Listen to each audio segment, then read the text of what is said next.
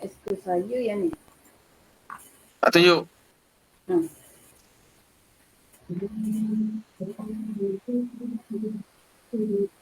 Okay. You undo.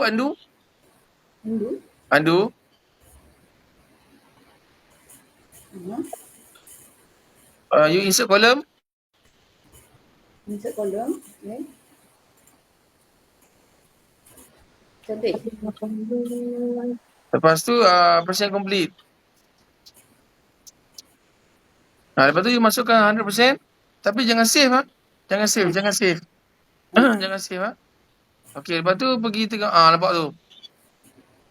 Ini bentuk you punya acuan. Bentuk acuan perancangan you lah. Tapi ya, you tengok milestone start dengan milestone finish dapat seperti mana yang saya nak, iaitu based on contract agreement. Date kuning you dapat, date hijau pun dapat. Tapi acuan di dalam tu bentuk dia tengok macam mana. Ada beza dengan macam saya buat sampel tu.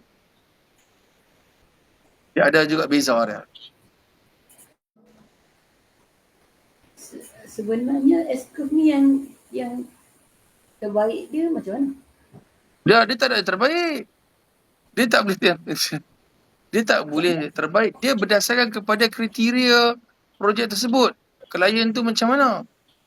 Kadang-kadang ada setengah projek kan, dia ada milestone. First milestone dia nak ad hoc. Dia nak fast track. Mungkin perancangan tu 3 bulan pertama you mesti siapkan platform ataupun footprint untuk bagi menteri datang rasmi. Mungkin gerah dan mencanak naik. Lepas pada 3 bulan seterusnya milestone 2 pula. Mungkin dah relax mendatar pun ada macam tu juga. Cuba you bayangkan bagaimanakah bentuk S-curve perancangan tu ataupun gancak lah kan. Ni tak, you dapat macam ni pula, gerah macam ni pula. Macam mana you boleh? Yang ni yang udang, yang nak yang projek lain. Yang Uda kan. Uda apa? Uda Holding. Yang kita punya macam ni.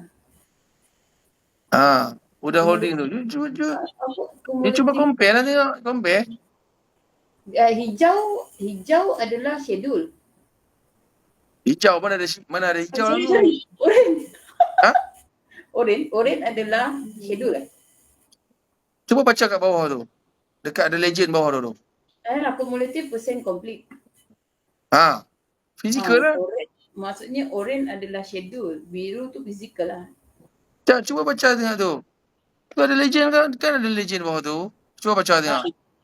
Cumulative percent complete, orange cumulative cost. Faham tak? Faham tak? Ini perbuatan lah, percent complete. Ya. Physical. Cost financial. Sama kan?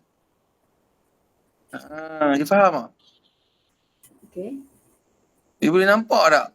Apa yang you cuba terangkan dekat saya. Bukan saya terang kat you tau. You yang terang kat saya.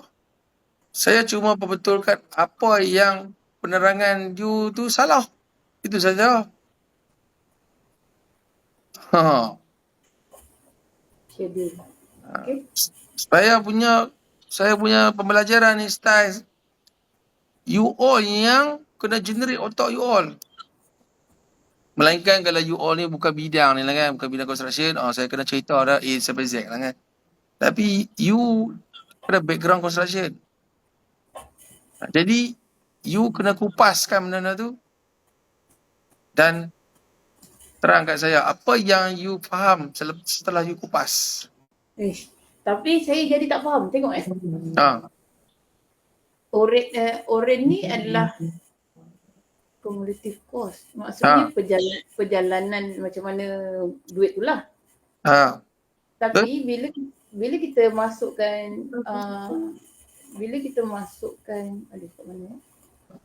bila kita masukkan percentage work done kenapa dia tak ikut sama? Sekarang ni, you baru stage planning. You bukannya dah masuk stage Betul-betul. actually Buat kerja. tapak. Sekarang ni you baru masuk stage planning. You tengah duk plan.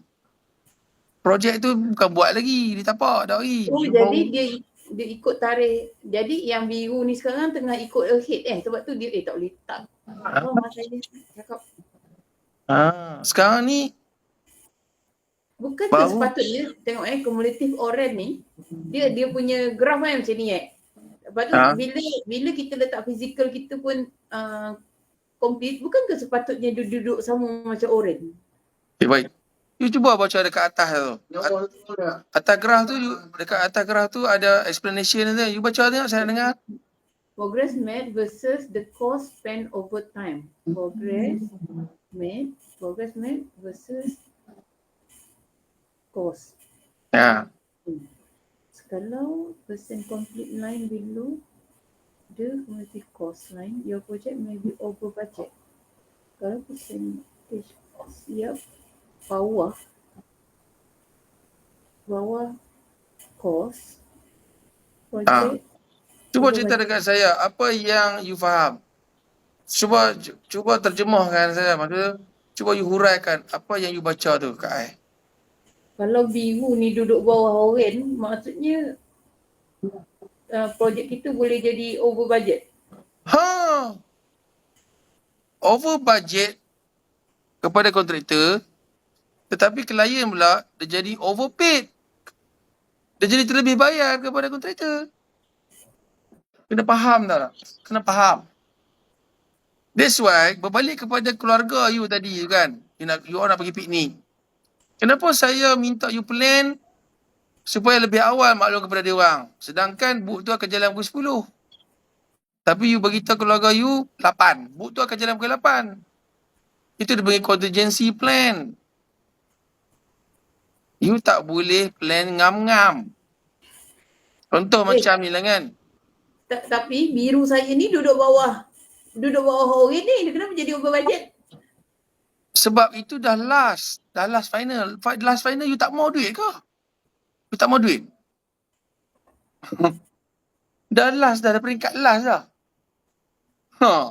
You tak mau duit? Kalau you tak mau duit, okey. Kalau itu you buat amal jariah lah kan. You masuk tabung pusat dakwah ke apa. You kena faham. Pusat GSB.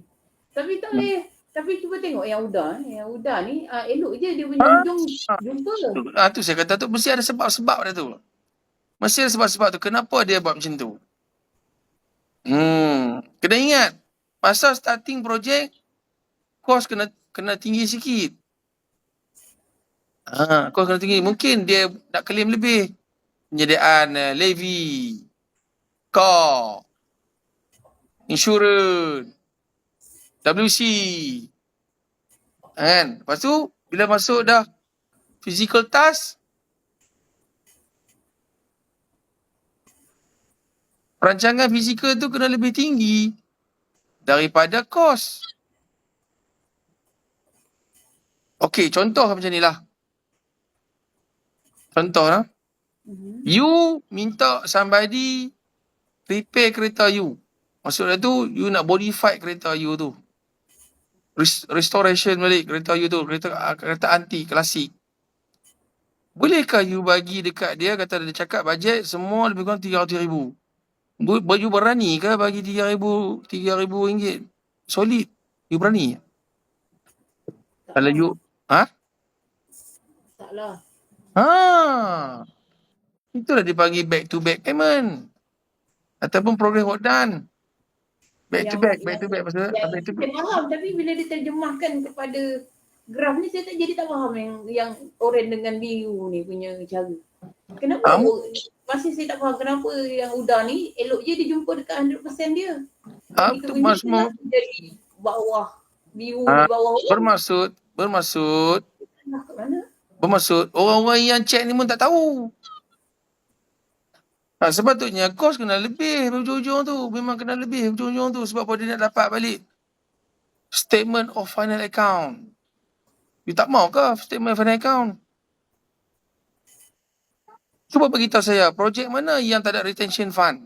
Beritahu saya. Ada. Projek manakah yang tak ada retention fund, retention money, retention tu? Ada. Kan? Macam PKNS, dia orang ada 7% wang tahanan. Setiap pembayaran tu dia orang ada wang tahanan. Okay, tadi berbalik kepada you restoration kereta tu kan?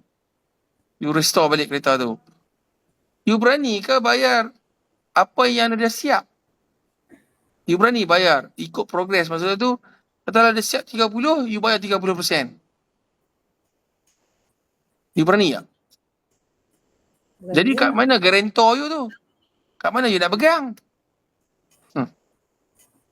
You dah lantik dia tu untuk restore kereta you. You kena ingat, kalau dia lari, dia dah dapat full payment dia tu, walaupun 30%, siap, dan you pun bayar based on apa yang dia dah siap, 30%. Kalau kata dia tarik diri, dia withdraw, kan, you mampu kau cari orang lain. Bila masuk orang lain, dia akan cah benda lain. Dia akan cah lagi tinggi. Oh, ni kawan ni dah siap dah benda ni. Oh, macam ni. Oh, yang ni kena naik harga lah. Oh, ni peralatan tak ada tu. Ni dah skru pun tak ada. Barang-barang pun tak ada. Kita orang kena mobil lah lain apa semua. Ingat. Ingat boleh sambung macam tu tak? Dah, cik. Dah. Daging je. Daging dengan tulang tu ada beza tau. You mau ke makan tulang? Tak mau lah. Ha? Mestilah tak mau. Kecuali jin kan. Jin dia mau tulang lah jin. Tu kena minda. Tu saya punya kelas ni. Saya buka minda. Tapi kursus saya tak boleh buat macam ni. Kursus tak boleh. Hanya personal coaching saya. Tapi setengah orang tu dia nampak mahal lah cik ni mahal lah. Nak buat macam mana kan. Tapi saya memang